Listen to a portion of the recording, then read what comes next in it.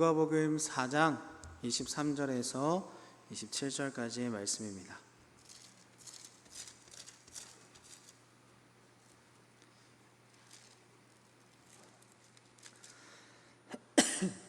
누가복음 4장 23절에서 27절까지의 말씀인데요, 한 절씩 나누어 읽고 마지막 27절은 함께 읽도록 하겠습니다. 예수께서 그들에게 이르시되 너희가 반드시 의사야 너 자신을 고치라 하는 속담을 인용하여 내게 말하기를 우리가 들은 바 가버나움에서 행한 일을 내 고향 여기서도 행하라 하리라. 시대 내가 진실로 너희에게 이르노니 선지자가 고향에서는 환영을 받는 자가 없느니라. 내가 참으로 너희에게 이르노니 엘리야 시대에 하늘이 3년 6개월간 닫히어 온 땅에 큰 흉년이 들었을 때에 이스라엘에 많은 과부가 있었으되 엘리야가 그중 한 사람에게도 보내심을 받지 않고 오직 시돈 땅에 있는 사렙다의 한 과부에게 뿐이었으며, 함께 읽겠습니다. 또 선지자 엘리사 때에 이스라엘에 많은 나병 환자가 있었으되 그 중에 한 사람도 깨끗함을 얻지 못하고 오직 수리아 사람 나아만 뿐이었느니라. 아멘. 오늘은 거절과 반대에 부딪혀도 라는 말씀의 제목을 가지고 은혜를 나누고자 합니다. 우리는 오늘 본문을 통해서 예수님이 고향 나사렛 마을을 방문하신 후 회당에서 말씀을 선포하시는 장면을 보게 됩니다. 예수님은 이사야서의 말씀을 읽으시고 그 예언이 이루어질 것이라 말씀을 선포하시죠. 그 말씀은 곧 예수님의 사역으로 온갖 속박과 이 죄에 사로잡힌 사람들이 자유함을 얻게 되리라는 메시아에 관한 말씀이었습니다. 이것은 이스라엘 사람들이 그렇게나 기다려온, 그들이 바라던 메시아의 소식이었죠. 하지만 사람들은 구원의 메시지뿐만 아니라 선지자로서의 예수님을 거절하고 반대합니다. 여러분은 살면서 어떤 거절과 어떤 반대를 경험해 보셨나요? 그리스도인으로 살아간다는 이유 때문에 무엇을 거절하고 무엇을 반대하셨나요? 그리고 무엇에 거절당하고 무엇에 반대를 당하셨나요? 저는 어렸을 때 참 TV에서 나오는 만화가 너무 재밌었습니다. 요즘이야 아이들이 터닝 메카드, 신비 아파트 혹시 아시나요? 이런 만화를 좋아하지만 저 때는 포켓몬스터 최고였습니다. 여기 30대 초반을 달리시는 분들은 아마 아실 텐데 뭐 디지몬 어드벤처 막 이런 만화들이 있었어요. 그걸 보는 걸 참 좋아했는데 이 만화를 볼 때 가장 피크인 시간이 있어요. 제일 재미있는 만화를 하는 시간이 있는데 그 시간이 평일 저녁과 주일 아침이었습니다. 어느 날 학교를 갔다 와서 만화를 보고 있는데 갑자기 어머님이 TV를 끄셨어요. 그리고 이렇게 말씀하셨습니다. 이제 우리 가족은 이 시간에 가정 예배를 드린다. 저에겐 너무나 청천벽력 같은 소식이었습니다. 저는 그때의 기억을 아직도 잊을 수가 없어요. 억장이 무너지더라고요. 어린 저였지만, 초딩인 저였지만 분노가 차올랐습니다. 그렇게 신앙생활 열심히 하지도 않는 그분이 왜 하필 많고 많은 그 시간 중에 내가 TV를 보는 시간에 가정 예배를 드려야 하는가? 그리고 주일 아침에 만화를 틀어줬는데요, 조금 재미없는 만화가 나오다가 재미있는 만화가 나오기 시작할 때가 되면 저는 늘 교회 버스를 타야 했습니다. 늘 아쉬웠던 것 같아요. 물론 교회는 빠지지 않고 갔지만 그때의 억울함이라고 할까요? 부모님을 만나게 되면 저는 가끔 이야기를 지금도 합니다. 물론 지금이야 이렇게 가벼운 마음으로 이야기할 수 있지만 그때 저는 제 삶이 부모님이 강요하는 신앙의 침해를 당한다고 생각을 했었어요. 그리고 많이 고민을 했었습니다. 왜 부모님이 믿는 신앙을 내가 따라야 할까? 부모님의 신앙 앞에서 왜 내 삶은 거절당하고 내 주장은 늘 어머니의 뜻에 반대에 부딪혀야 할까? 더 나이를 먹어가면서 이제 부모님이 아니라 세상의 거절과 반대에 부딪혔습니다. 그때 저에게는 주의를 지키는 것, 교회를 가는 것, 하나님을 믿는다는 것은 어떠한 유익도 주지 못했어요. 승재야? 중등부 아이들이 앉아있네요. 잘 듣고 있지? 민찬아? 잘 듣고 있지? 그때 저는 이 교회가 저에게 주는 유익이 전혀 없었습니다. 주의를 지켜도 교회를 다녀도 하나님을 믿어도 어떠한 유익도 누리지 못하는 저였죠. 친구들이랑 놀 수 없었습니다. 고3 때는 선생님께 그렇게 혼났어요. 왜 일요일에 굳이 교회를 가야 되냐? 너 참 유별나다. 뭐가 중요한지 모른다. 너 나중에 후회한다. 인생 망쳐. 이런 말을 참 들었습니다. 그리고 나중에는 아르바이트를 하려고 해도 이 주일이 들어가 있으니까 참 어렵더라고요. 그때 저에게 교회는 나를 거절하고 나를 반대하는 내 인생의 가장 큰 걸림돌이었습니다. 물론 여러분도 그리스도인으로 살아가는 것으로 인해 다양한 거절과 반대를 경험하며 살아가실 것입니다. 신앙 때문에, 믿음 때문에, 내가 지켜야 하는 이 자리 때문에, 그리고 복음 때문에. 혹 여러분 중에 지금도 거절과 반대에 힘겹게 버티고 그것을 이겨내어 이곳에 계신 분도 계실 겁니다. 예수님을 따르는 자로서 우리는 세상의 거절과 반대에 부딪힐 수밖에 없습니다. 그럴 때 우리는 어떻게 살아야 될까요? 예수님은 어떻게 하셨을까요? 예수님도 거절과 반대를 경험하셨습니다. 메시아신 예수님이 성령으로 잉태되어 이 땅에 오실 때에 허름한 집이 아니라 짐승들이 거주하는 마구간의 말 구유에서 태어나셨죠. 게다가 인간의 왕은 메시아이신 예수님을 죽이려고 합니다. 그래서 수많은 또래의 남자아이들을 죽이라고 명령을 내리고요, 실제로 아이들이 죽임을 당하게 되죠. 세상은 예수님을 반대합니다. 거절합니다. 그런데요, 예수님은 어떻게 하셨습니까? 경건함과 의롭기를 힘쓰셨고 하나님의 기쁨과 즐거움이 되셨고 하나님과 사람에게 사랑받는 존재로 살아가셨죠. 그리고 하나님의 뜻에 따라 사시고 우리를 위한 메시아의 삶을 통해 십자가에 달려 죽으십니다. 거절과 반대에도 예수님은 왜 사역을 멈추시지 않으셨을까요? 왜 끝까지 메시아로서의 사역을 완수하셨을까요? 첫 번째로 예수님이 사역을 멈추시지 않은 이유는 예수님이 그 메시아이셨기 때문이죠.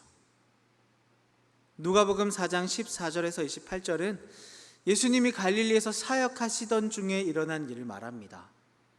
예수님은 가르침과 기적을 통해 성령님의 권능을 보여주시죠. 예수님 시대에는 유대인들이 회당에서 지내는 것이 관례였습니다.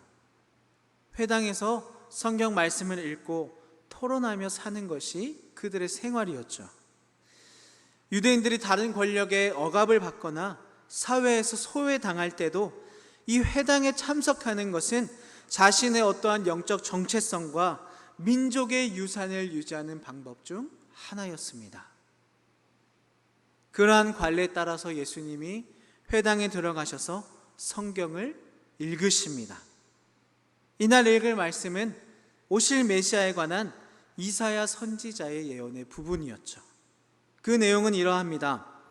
주의 성령이 내게 임하셨으니 이는 가난한 자에게 복음을 전하게 하시려고 내게 기름을 부으시고 나를 보내사 포로된 자에게 자유를, 눈먼 자에게 다시 보게 함을 전파하며 눌린 자를 자유롭게 하고 주의 은혜의 해를 전파하게 하려 하심이라 하였더라.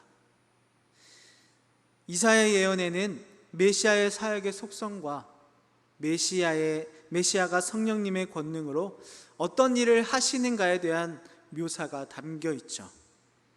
이 사역의 주된 초점은 어려움에 처한 사람들, 가난한 자들, 포로된 자들, 눈먼 자들, 눌린 자에게 복음을 선포하는 것입니다. 즉, 이 사역은 죄에 사로잡혀 있는 사람들, 복음을 듣지 못하는 사람들, 악에 짓눌려 있거나 영적으로 피폐한 사람들의 영적인 필요에 초점을 맞추고 있죠. 이사야는 그와 그들의 영적인 필요를 채워주는 것과 동시에 사람들의 경제적인 부분, 물질적인 필요를 채워주는 것도 굉장히 중요하게 생각했습니다.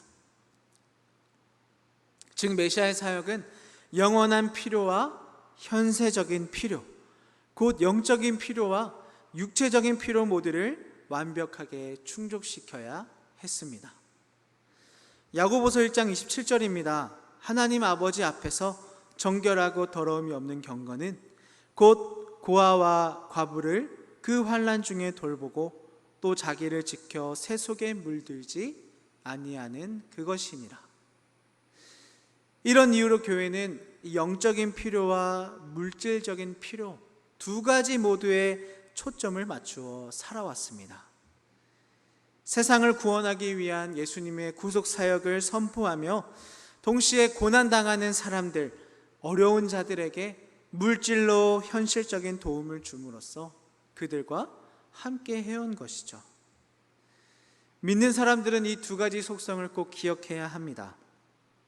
거룩함을 추구하는 것과 가난하고 어려운 자들에게 하나님의 사랑과 자비를 드러내는 일이 늘 균형을 이루어야 하는 것입니다. 이렇게 예수님이 메시아의 사역을 묘사한 구절을 읽고 나서 자리에 앉으실 때 그곳에 모인 사람들이 놀라서 웅성거립니다. 이때 예수님이 말씀하세요. 이 글이 오늘 너희 귀에 응하였다. 즉, 이 이사야의 예언이 오늘 너희가 성취됨을 들었다. 드디어 그들이 그렇게 기다리던 메시아가 왔습니다. 그 말씀이 이루어진 것이죠. 그런데 오히려 예수님의 선포를 들은 사람들은 당황합니다. 기쁨이 아니라 당황입니다. 뜻밖의 상황에 마주쳐서 놀라고 다급해서 어찌할 바를 모르는 거죠.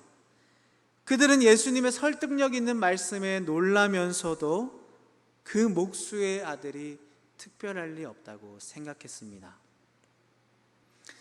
예수님의 말씀은 너무나 충격적이었습니다. 왜냐하면 이 말씀은 곧 나 자신이 예수님이 성령님이 임하신 메시아라고 말하는 것과 같았기 때문이죠. 예수님은 내가 바로 이사야가 말하는 그다 라고 말씀하십니다. 또한 예수님은 그 뒤에 있는 말씀을 다 읽지 않으십니다.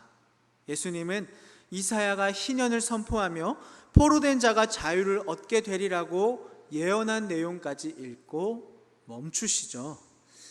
그 다음에 이어지는 내용이 바로 사람에게 내려지는 하나님의 심판에 관한 것이었는데요.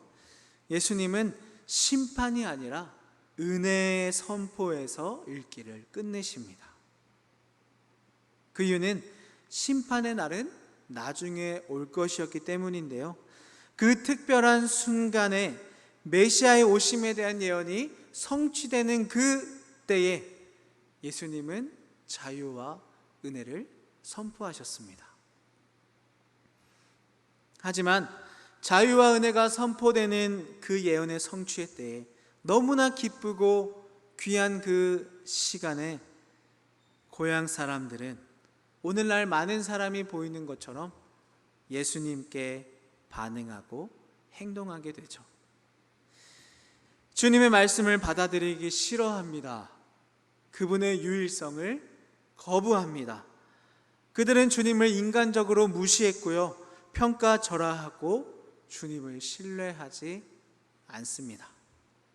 예수님께 돌아온 것은 아주 냉담한 반응뿐이었죠. 예수님이 사역을 멈추시지 않은 두 번째 이유는 그가 모든 족속에게 구원의 은혜를 주시는 분이시기 때문입니다. 예수님은 이사야 말씀을 읽고 나서 사람들의 마음속에 생겨나는 거절, 반대, 불신, 냉담함 등을 보셨습니다. 그리고 하나님의 백성이 종종 선지자들을 거절했던 것처럼 이번에도 주님을 거절할 것을 말씀하시죠. 선지자가 고향에서는 환영을 받지 못한다는 말이 있습니다.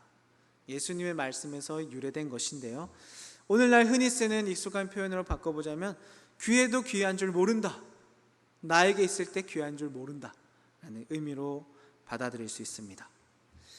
고향 사람들은 예수님을 특별하게 생각하지 않았습니다. 오히려 평범하게 여기죠. 심지어 주님의 말씀에 관심도 두지 않습니다. 그런데 주님이 베푸시는 기적은 보고자 하죠. 코로나 이후로는 어려워졌지만 명절이 되면 친척들을 보게 됩니다. 보통 1년에 한 번, 많으면 2번 정도 친척들을 보게 되는데요, 저는 갈 때마다 이런 말을 굉장히 많이 들었습니다. 저희 부모님 고향이 전라남도 나주신데요, 혹시 고향이 전라도인 분 계시나요? 없으시네요. 네. 그러면 제가 좀 자신감 있게 해볼게요. 제가 고향에 갈 때마다 할머니가 꼭 저에게 이런 말씀 하셨어요. 오메, 네가 성령이요? 어따 겁나게 커버렸네, 이렇게 말씀하시는데 죄송합니다. 그런데 이런 말을 부모님께는 듣지 못해요. 왜일까요? 여러분, 부모님에게 이런 말 같이 살면서 들으시나요? 어이구, 아침에 야, 너 엄청 컸네, 너 너무 많이 자랐어, 이런 말을 듣기가 어렵습니다. 왜냐하면 매일 보는 사람과 매일 보지 않는 사람이 발견할 수 있는 점이 다르기 때문이죠. 매일 보는 자기 아이와 달리 오랜만에 만난 친척이나 친구들의 자녀는 얼마나 성장했는지 우리가 한눈에 볼 수 있습니다. 그 이유는 떨어져 지낸 덕분이기 때문이죠. 나사렛 사람들은 예수님이 잘하시는 것을 직접 눈앞에서 지켜봤습니다. 그래서 그들은 자신들과 함께 자란 이 어린 소년이 선지자의 모습으로 나타난 그 사람이 메시아임을 인정할 수가 없었던 것이죠.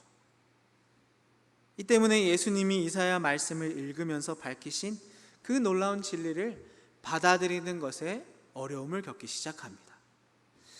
예수님이 그들의 거절에 어떤 식으로 반응합니까? 두 사람에 대한 이야기를 들려주세요. 그들은 바로 사르밧 과부와 장군 나아만에 관한 이야기입니다. 이 둘의 공통점은 둘 다 이방인이라는 것인데요, 예수님은 그들의 거절에 왜 그들의 이야기를 꺼내심으로 반응하셨을까요? 이전 단락에서 예수님은 이사야의 예언이 성취되었다고 주장하셨습니다. 그리고 하나님의 은혜와 자유의 날을 선포하시죠. 그런데 그 기적의 수혜자가 이스라엘 백성이 아니었습니다. 그들은 바로 이방인들이었습니다. 예수님이 선포하시는 자유의 날은 이 이스라엘 사람들만을 위한 것이 아닙니다. 유대인만을 위한 것이 아니죠. 하나님은 땅의 모든 족속이 아브라함으로 말미암아 복을 얻게 될 것이라고 약속하신 대로 다른 민족들에게도 복음을 선포하십니다. 나사렛 사람들의 불신을 보신 예수님은 이것을 알려주시기 위해서 구약의 두 사람의 이야기를 들려주신 것이죠. 강력하게 역사했던 하나님의 선지자 엘리야와 엘리사에 관한 이야기인데요, 여기서 중요한 점은 둘 다 하나님의 백성으로 인정받지 못한 사람들, 즉 이방인들에게 하나님의 기적이 주어졌다는 것입니다. 사르밧 과부의 이야기는 시돈 땅에 어느 과부가 살았습니다. 엘리야 선지자가 그 땅을 방문하고 그 과부의 집을 찾아갔는데 그때는 너무나 긴 시간 동안 가뭄과 기근이 일어나서 집집마다 형편이 어렵고 먹을 것이 부족한 때였습니다. 그런데 엘리야가 찾아가서 그 과부에게 요청한 거죠. 내가 하나님의 일을 하는 사람인데 나를 위해서 음식과 물을 가져와라. 그때 그 집에는 딱 한 번 먹을 양만큼의 기름과 가루가 있었습니다. 그래서 이 과부는 자신의 아들과 이 음식을 마지막으로 먹고 죽을 결심을 하고 있었죠. 그런데 이것을 엘리야, 하나님의 일을 하는 사람이라 말하는 자에게 주었더니 기름과 곡식이, 가루가 끊이지 않고 나타나는 기적이 일어나게 됩니다. 또 한 사람은 장군인 나아만의 이야기인데요. 이 나아만은 문둥병 환자였습니다. 나병 환자였죠. 그러한 그가 엘리사의 뜻에 따라 요단강에 몸을 씻었더니 나음을 입고 뿐만 아니라 구원을 얻고 자신의 나라로 돌아가게 됩니다. 이 두 이야기는 예수님 시대에 새로운 의미를 부여하고 있습니다. 예수님은 거질당한 선지자의 계보에 자신을 두셨고 나사렛 사람들을 오래전에 그들을 거부했던 옛 이스라엘 백성의 계보에 두고 계시죠. 즉 너희가 그들을 거부한 것처럼 그들도 나를 거부하고 있다고 예수님이 알려주시고 계십니다. 어쩌면 그들이 예수님의 말씀을 듣고 불쾌하고 분노했던 것은 어려운 일이 아닐 수도 있습니다. 예수님의 말씀을 들을수록 그들의 마음은 더욱 완악해져 갑니다. 마지막으로 예수님이 사역을 멈추시지 않은 이유는 그것이 하나님의 뜻이었기 때문입니다. 가장 중요한 부분인데요. 예수님이 사역을 멈추시지 않은 이유는 그것이 하나님의 뜻이었기 때문이죠. 예수님의 말씀을 듣고 나사렛 사람들은 처음에는 놀랍니다. 그러나 당황하고요. 나중에는 분노합니다. 그들이 예수님이 메시아라는 사실에 어떻게 반응하냐면 예수님의 말씀에 분노해서 주님을 절벽으로 끌고 가 죽이려고 합니다. 예수님은 우리를 대신해 죽으러 오셨지만 아직은 그때가 아니었죠. 그렇기 때문에 그들 사이를 빠져나가 그 순간을 모면하시게 됩니다. 어떻게 그 자리를 빠져나왔는지 정확하게 알 수는 없지만 나사렛에서 대중들이 한 사람을 죽이려는 일이 벌어졌다는 것을 알 수 있죠. 이사야 53장 3절입니다. 그는 멸시를 받아 사람들에게 버림받았으며 간고를 많이 겪었으며 질고를 아는 자라. 마치 사람들이 그에게서 얼굴을 가리는 것 같이 멸시를 당하였고 우리도 그를 귀히 여기지 아니하였도다. 참 신기합니다. 이사야 선지자가 700년 전에 예언한 대로 예수님은 자기 백성에게 거절당하십니다. 그러나 고향 사람들의 배척에도 불구하고 예수님은 하나님의 부르심에 따른 사명을 지속해 나가시는데요. 우리가 주의하여 볼 것은 그러한 사람들의 거절과 반대에도 불구하고 하나님의 역사는 멈추지 않는다는 것이죠. 요한복음 3장 19절입니다. 그 정죄는 이것이니 곧 빛이 세상에 왔으되 사람들이 자기 행위가 악함으로 빛보다 어둠을 더 사랑한 것이라. 예수님을 거절하는 이유는 그 마음이 죄로 가득했기 때문이죠. 예수님 시대 사람들이 예수님을 거절했듯이 오늘날 사람들도 예수님을 거절합니다. 사람들은 복음의 진리에 매몰차게 반응하는데요. 그 이유는 진리가 그들의 마음속에 있는 어둠을 들추어내기 때문이죠. 그러나 주님은 그것을 들추어내는 것으로 끝나지 않으십니다. 복음은 그것을 들추어내는 것으로 멈추지 않습니다. 그것이 이 땅에 예수님이 오신 이유죠. 철로 역정이라는 책이 있습니다. 존 버년이라는 작가가 쓴 구원의 은혜를 생각하고 이해할 수 있는 책인데요. 기독교의 교리들을 아주 쉽게 이해할 수 있도록 도와주는 귀한 책입니다. 이 책의 주인공인 크리스찬이 천국을 향해 가다가 해석자의 집을 방문하게 되는데요. 이 해석자는 가장 근본적인 기독교의 교리를 가르치는 자였습니다. 이 해석자는 천국을 향해 가는 크리스찬에게 기독교의 교리를 가르쳐 주게 되는데요. 그 중에서 율법과 복음에 대한 설명이 등장하게 됩니다. 해석자는 크리스찬을 이끌어서 매우 넓은 거실로 데려갑니다. 이 거실은 청소를 한 번도 하지 않아서 먼지가 아주 가득한 곳이었죠. 해석자는 거실을 둘러본 후에 한 하인을 불러서 먼지를 빗자루로 쓰려고 명령합니다. 하인이 빗자루질을 시작하자 온통 먼지가 날아다닙니다. 그곳에 있는 사람들이 먼지 때문에 질식할 지경이었죠. 그때 해석자가 옆에 서 있던 다른 하인에게 물을 가져다가 방에 뿌리라고 시킵니다. 처녀가 물을 뿌린 후에 빗자루질을 하니 거실은 말끔히 청소가 됩니다. 이 거실은 죄악된 인간의 마음을 뜻합니다. 먼지는 인간의 원죄와 내적 부패를 의미하며 인간의 마음을 더럽히는 요소로 나타나죠. 처음에 방을 쓸기 시작한 하인은 바로 율법입니다. 그리고 물을 가져다 뿌린 하인은 복음을 의미하죠. 방을 쓸기 시작하자마자 먼지가 날아다닙니다.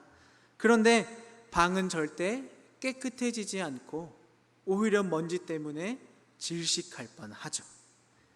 즉, 율법은 죄를 발견하게 하고 죄를 깨닫게 하지만 그 뿌리는 뽑지 못합니다. 하지만 처녀가 방에 물을 뿌린 뒤 청소를 하자 방이 깨끗해집니다. 즉, 복음이 주어지면 처녀가 방에 물을 뿌려 먼지를 가라앉히고 청소를 한 것처럼 우리의 죄가 정복되고 깨끗하여진다는 것이죠. 이것이 예수님이 이 땅에 오신 이유입니다. 하나님의 뜻이죠. 진리가 그들의 어두움을 비추어 밝히 드러내는 것으로 그치는 것이 아니라 그 어둠을 완전히 걷어내시는 것, 그 거실의 먼지를 씻어내는 것이 바로 예수님이 이 땅에 오신 이유, 예수님의 사역이었습니다. 그렇기 때문에 예수님은 거절과 반대에 부딪혀도 사역을 멈추시지 않으신 것이죠. 말씀을 정리하겠습니다. 거절과 반대에 부딪혀도 예수님은 사역을 멈추시지 않으셨습니다. 세상은 예수님을 반대해도 하나님의 뜻에 따라 사셨고 십자가의 죽으심으로 우리를 구원하셨죠. 그 이유가 무엇이었습니까? 그것은 예수님이 메시아셨기 때문입니다. 모든 족속에게 구원의 은혜를 주시는 분이셨으며 그것이 자신을 보내신 하나님의 뜻이었기 때문이죠. 우리도 예수님처럼 사역을 이어나가야 합니다. 그리스도인으로서 우리의 삶을 살아내야 하는 것이죠. 예수님은 사역을 멈추시지 않고 계속해서 하나님의 뜻에 순종함으로 그 사역을 이어가셨습니다.